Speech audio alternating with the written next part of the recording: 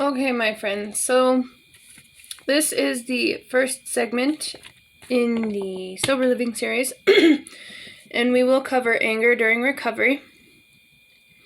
I have found that in doing the research for this series, I've learned quite a bit about anger, about boredom, about relationships, about guilt, depression. Excuse me. Excuse me. And I hope that the information that I have researched, the information I have taken notes on, helps at least one person out the way it has helped me. So, starting in on anger during recovery. Recovery almost always involves dealing with anger, and without learning to process anger in a constructive manner, a person cannot move forward with their recovery. Anger is a huge blocker. If you get angry, you start thinking, well, I need something that's going to calm me down, or I need to smoke, or I need to do this, you know what I mean? I need a beer, I need to go shopping, I need to smoke some weed, whatever. That can come from feelings of anger. And if you cannot control that, those angry impulses, then you're going to have a hard time recovering. Perhaps the biggest reason that anger must be dealt with during recovery is that anger is strongly tied to relapse, which is what I was just saying. Whether you hold anger inside or lash out at others, if it is not dealt with properly, many roadblocks can stand in the way of moving forward with your recovery. If you're angry and you're the type of person that goes, F it, I'm gonna go drink, and I'm gonna go get wasted, because I'm pissed off and what else is there to do? That can keep you from recovering. Unprocessed anger can result in things such as legal problems, more serious physical health problems, and general deceleration of the process of working through recovery. So, legal problems.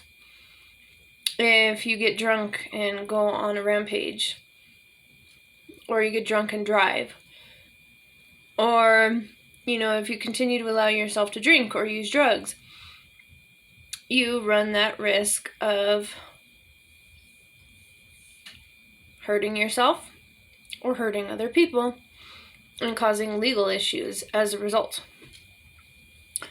And the general deceleration. So if you are working a program and all of a sudden you stop working this program and decide, a couple drinks isn't going to hurt, one shot isn't going to hurt, one toke isn't going to hurt, that can eventually decelerate to relapse. So it's important to note that anger is a very normal human emotion, very normal human response. Everybody gets mad. Only humans get mad. It's a you're only human type situation. Everyone gets mad about something.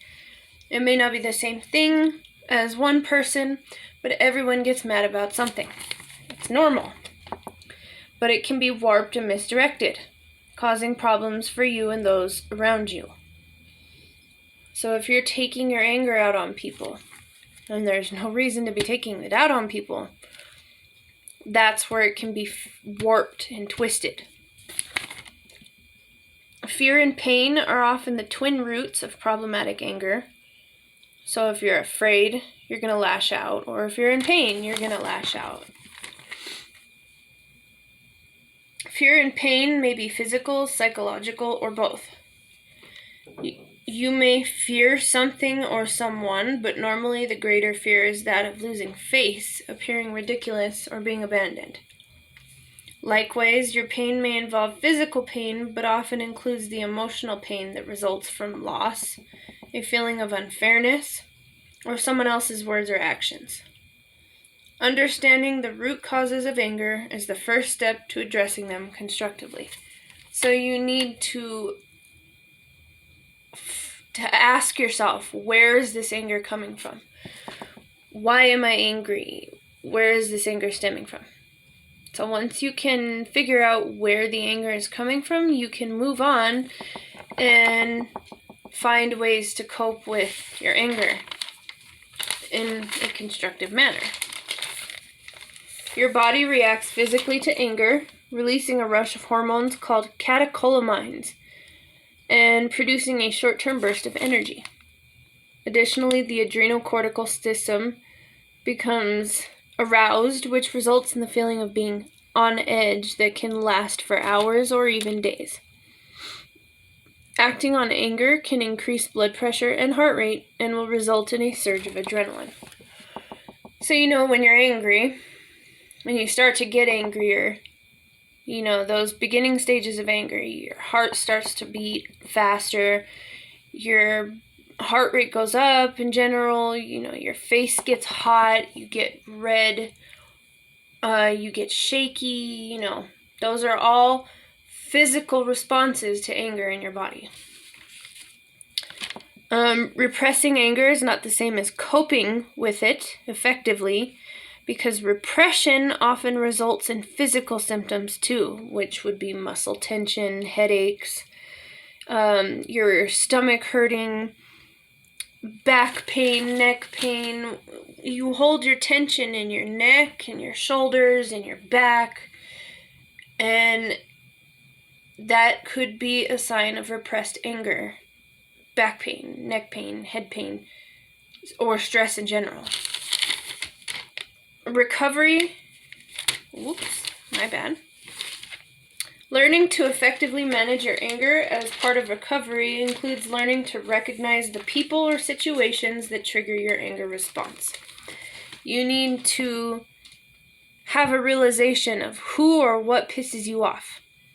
You need to know what sets you off, and you need to be able to identify what sets you off and what triggers you to become angry so that you can knowingly avoid those triggers. Some therapists will ask clients to make a list of things that trigger anger, such as family situations, work situations, situations with friends, things that occur during support group meetings, and things that happen in the company of strangers. Identifying why those things trigger anger is also important. So why does it make you mad? For example, the constant sound of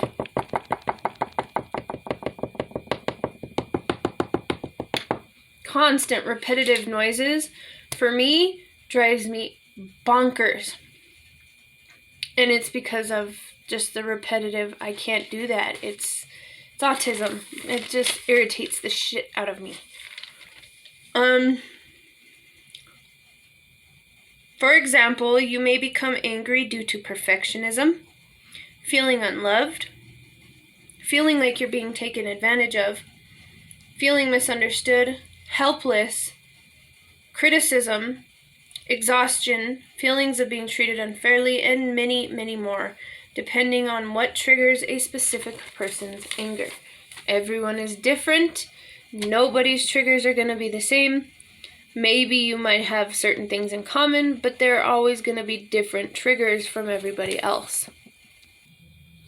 Okay, so knowing what triggers anger and why is the basis of learning to manage your anger effectively. Understanding when anger is causing physical symptoms like your heart racing, palpitations, can help you interrupt this fight or flight response by focusing on breathing, taking a walk, or otherwise taking a break from the situation. Separating yourself from a situation can be pretty much all you need sometimes. Other techniques that you can successfully employ to manage anger include learned relaxation, which I have a few exercises that I can go over with you guys to teach you learned relaxation.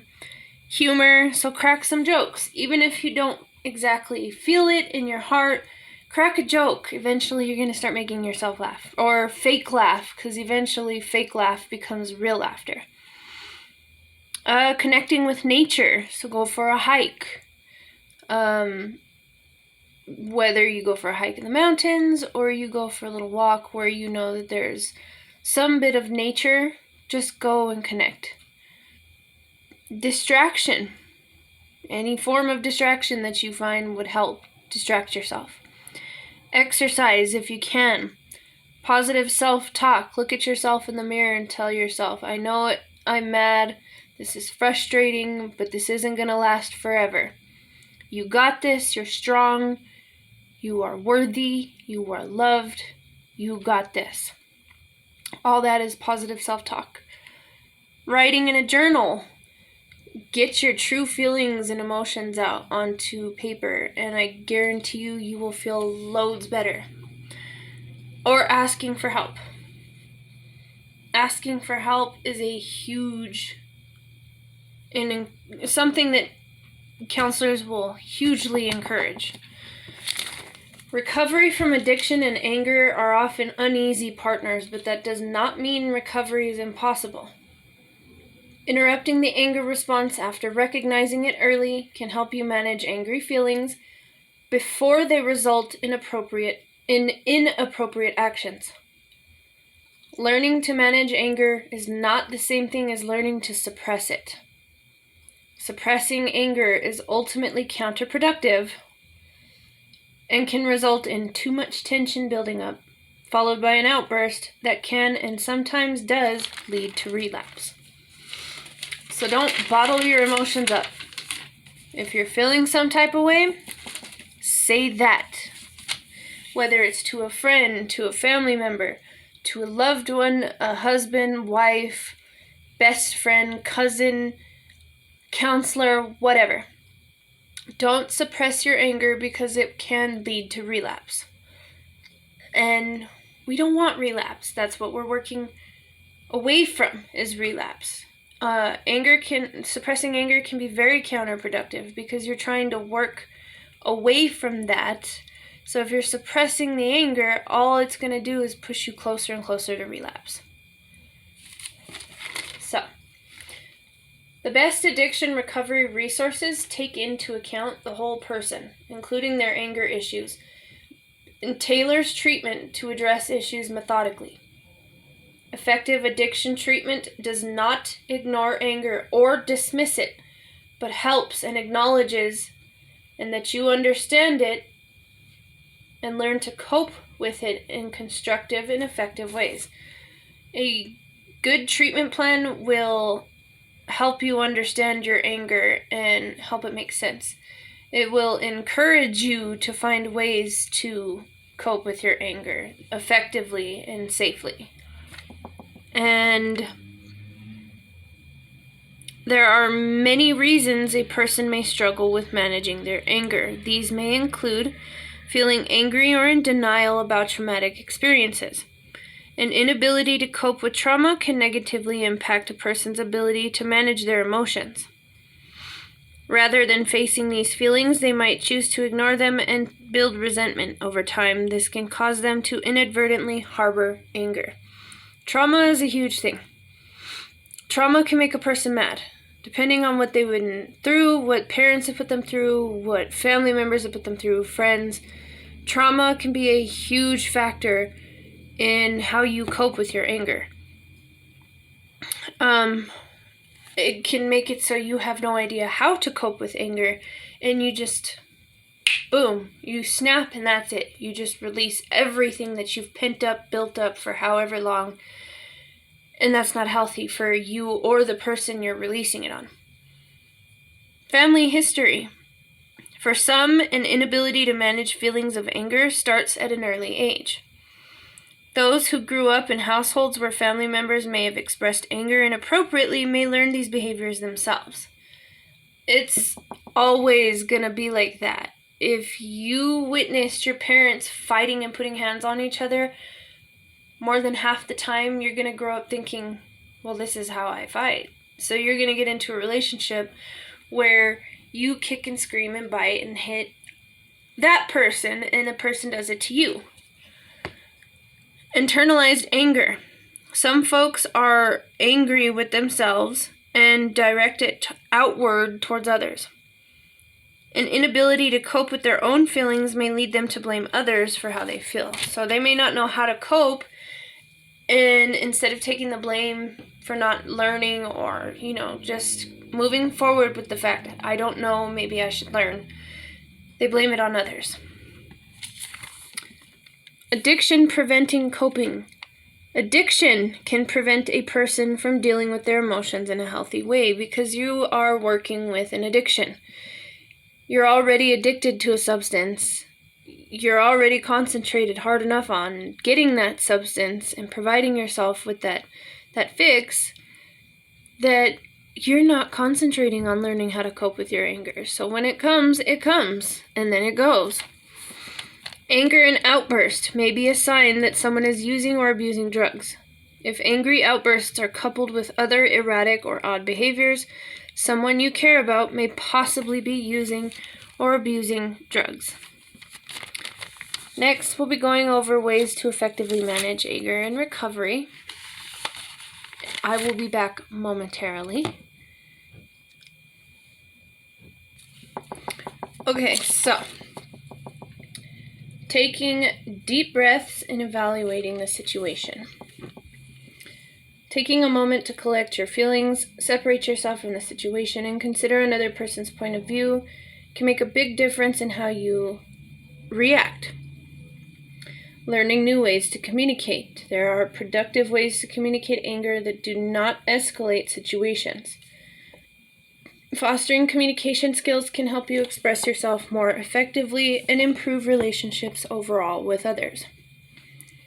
Developing new methods of coping with anger. There are other outlets that you can use to release anger. Becoming involved with sports, working out, writing, or any number of activities can help you express yourself in a healthier, more productive way. Go to a writing club, go to a poetry club, go get yourself into rugby or baseball, softball, whatever kind of sport that you are interested in, that you wouldn't mind distracting yourself with.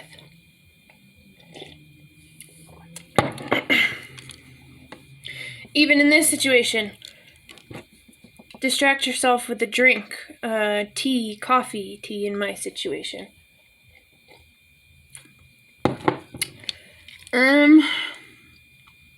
Avoiding the situation completely, just don't go there. Avoid the situation completely. Specific environments, people, and situations can trigger emotional responses. If you are aware of these triggers, avoiding them can help you minimize the risk of relapse. Just completely avoiding a situation can sometimes be all you need to avoid anger or relapse. Use relaxation techniques. Make use of natural stress reducers that can be immediately employed, such as deep breathing techniques and mindfulness. Both of these activities will swiftly bring about a sense of calm. Deep breathing involves drawing a slow, deep breath to the count of 5 and then exhaling for a count of 5. So, you want to go.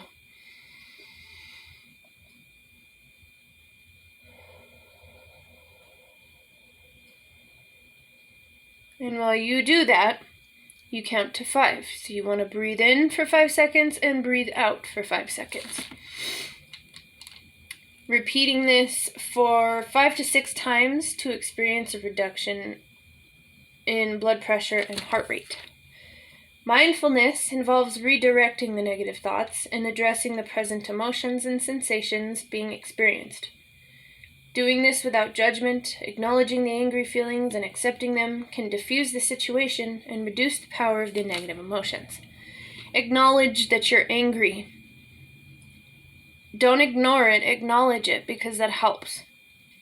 If you can acknowledge your anger, you're already well on the way to coping with it and stopping the anger and stopping the negative thoughts from controlling you. Distract yourself.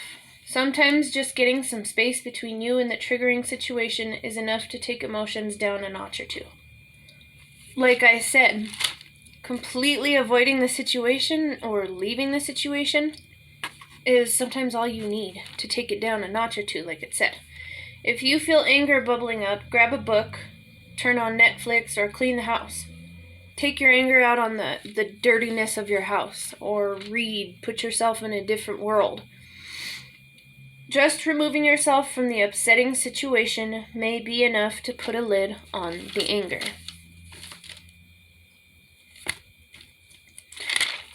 Get some exercise. Physical exertion is a superb solution for regulating emotions. Not only will the endorphins quickly cancel out the negative thoughts and anger by lifting your mood, but also the production of dopamine, serotonin, and norepinephrine will help to reduce your stress. Those are all the feel-good hormones. Serotonin, dopamine, and norepinephrine. And these are all hormones that can be released during exercise. Take a pause. If you find yourself quick to anger, try taking a brief pause before expressing that you're angry. That short space of time allows you to reflect a bit on the situation, calm yourself down, and can help avert or avoid an angry outburst. Better yet, do a little deep breathing during that short pause. So take a minute to express that you're angry, but take a minute to think before you express that anger about what you're going to say, about why you're angry. Redirect your energy. When negative energy is threatening to upend your peace, try channeling it into productive actions. Build something, cook something, fix something. Just do something constructive to help sop up that negative energy, and then have something positive to show for it. So I am a cutter. I am a former cutter. I do have scars all over my arms, showing my anger, my frustration, my depression.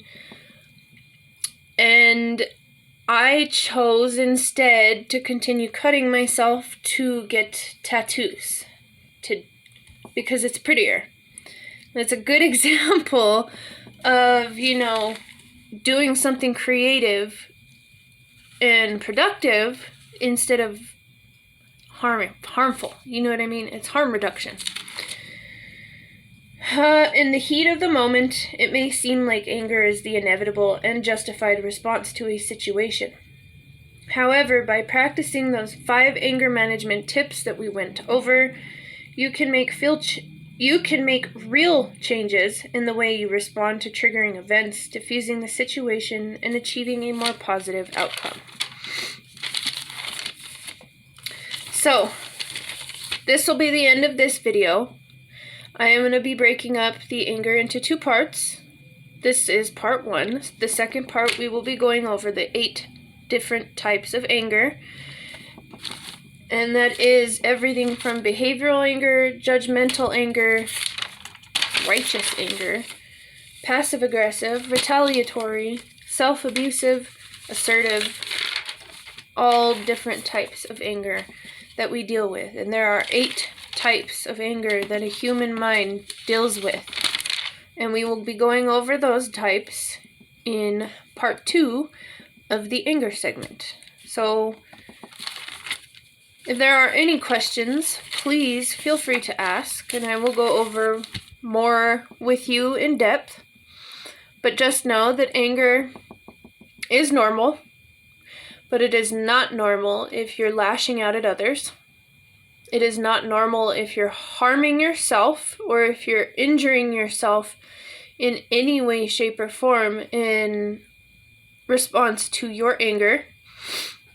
And if you find yourself doing any of these things because of your anger, you need to see help. You need to seek help.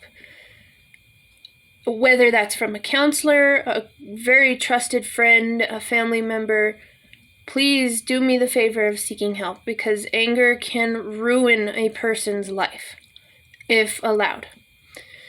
So any more questions, guys, please feel free to put them in the comments, and I will go over whatever questions you have. And I hope that this first part will help someone the way it helped me to understand anger.